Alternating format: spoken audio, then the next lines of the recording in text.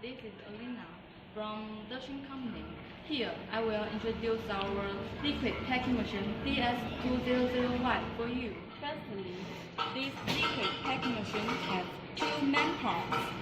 One, the pneumatic pump, film machine, and it can be adjusted. And the second, the bag closing machine can finish closing and bagging.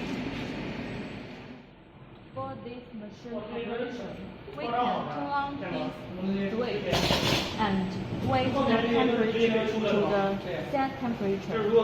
And in the meantime, can install the film roll to the machine, pull the film across the holder and pull back forward. Here can put the packing material, and it will auto accounting the weight and deliver it to the film. This part will closing the bag and finish this packaging. This packing machine, it is suitable for the packaging of various liquid, such as soup, edible oil, liquid medicine, cream, honey, shampoo, and so on.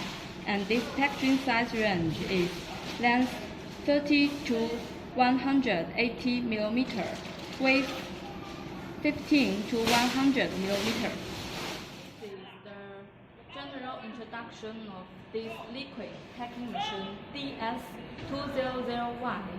I think you know more about it. So if you have any question, you can contact us. This is Alina. Thank you.